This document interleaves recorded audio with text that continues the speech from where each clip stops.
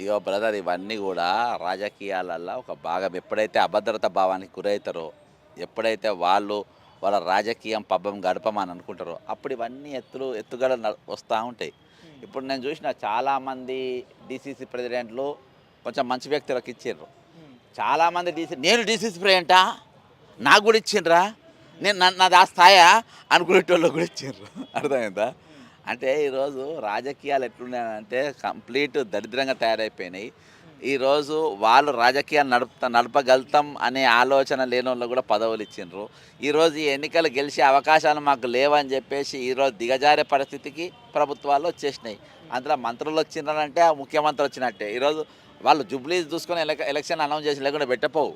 హ్మ్. 101% రేపు municipal elections మన గ్రామ పంచాయతీ ఎలక్షన్లో మేము కాంగ్రెస్ పార్టీకి వ్యతిరేకంగా పనిచేస్తున్నాము.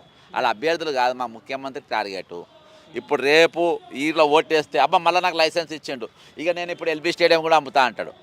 ఇప్పుడు మళ్ళీ ఓట్లేసిన గెలిపించిన ఎల్బీ స్టేడియం అమ్ముతా అంటాడు, నేను హుస్సేన్ సాగర్ అమ్ముతా అంటాడు. హ్మ్. అర్థమైందా? నేను సెక్రటరియట్ అమ్ముతా అంటాడు, హ్మ్. నా ఇష్టం అంటాడు. హ్మ్. మనం ఏం చెప్తాం చెప్పు? ఇప్పుడు అసలు తయారైండు కాబట్టి ఒకసారి ఓడబెట్టి పండబడితే హ్మ్. ఆయన కాంగ్రెస్ వాళ్ళకి ఢిల్లీ వాళ్ళకి కోపం వచ్చి హ్మ్. అరే ఇంత మనకు లాభం లేదని చెప్పి ఊడబీక్తారు. హ్మ్. లేకుంటే అట్నే పెట్టుకొని నెత్తి మీద పెట్టుకుంటే మాత్రం ఇక ఈరోజు ఎలకదచ్చినట్టు, తెలంగాణ ఎలకదచ్చినట్టు ఉంటుంది. కానీ ఈరోజు ఇక వేరే తిరిగా ఉండదు. పాపం అక్కడ మంత్రి సొంతంగా మీటింగ్ పెట్టినా ఎప్పుడు 10,000 మంది ఒట్టిగా వస్తారంట. రేవంత్ రెడ్డి వస్తారు అని తెలియంగానే వచ్చేవాడు కూడా రాలేదంట.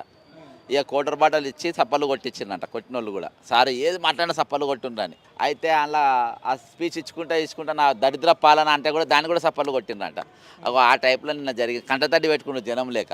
హ్మ్. కాబట్టి ఆయన ఏది చెప్పినా అబ్బా ఈరోజు మొత్తం అబద్ధాలు, పనికిమాలిన మాటలు, హ్మ్. మోసము, ఇది హ్మ్. చాలా స్పష్టంగా కనబడుతుంది. ఈరోజు ప్రభుత్వ ఫెయిలియర్ అనేది చాలా స్పష్టంగా కనబడుతుంది. హ్మ్. రేపు గ్రామ పంచాయతీ ఎలక్షన్ మాత్రం ఈరోజు ఆయన వాతావరణం మాత్రం పక్కా, అందులో తప్పించుకునే ఛాన్స్ అయితే లేదు.